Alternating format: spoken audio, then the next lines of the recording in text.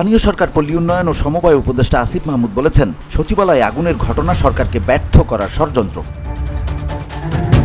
বৃহস্পতিবার সকালে সামাজিক যোগাযোগ মাধ্যম ফেসবুকের নিজস্ব আইডিতে দেয়া এক স্ট্যাটাসে তিনি হুঁশিয়ারি দিয়ে বলেন, আমাদেরকে ব্যর্থ করার এই ষড়যন্ত্রে যে বা যারাই জড়িত থাকবে তাদের বিন্দু পরিমাণ ছাড় দেয়া হবে না। সচিবালয়ে বুধবার দিবাগত রাতে আগুন লাগে। ফায়ার সার্ভিসের 19টি ইউনিট 6 ঘন্টার বেশি সময় ধরে চেষ্টার পর বৃহস্পতিবার সকাল 8টার পর আগুন নিয়ন্ত্রণে আসে। আগুনে পোড়া 7 নম্বর ভবনে রয়েছে স্থানীয় সরকার পল্লী উন্নয়ন ও সমবায় মন্ত্রণালয়। মাহমুদ ফেসবুকে লিখেছেন, মন্ত্রণালয়ের বিগত সময়ের অর্থ লোপাট দুর্নীতি নিয়ে আমরা কাজ করছিলাম। কয়েক হাজার কোটি টাকা লুটপাটের প্রমাণও পাওয়া গিয়েছিল। মাহমুদ বর্তমানে নীলফামারীতে অবস্থান করছেন জানিয়ে যত দ্রুত সম্ভব ঢাকায় ফিরে আসবেন বলে জানান। VOD Bangla news desk.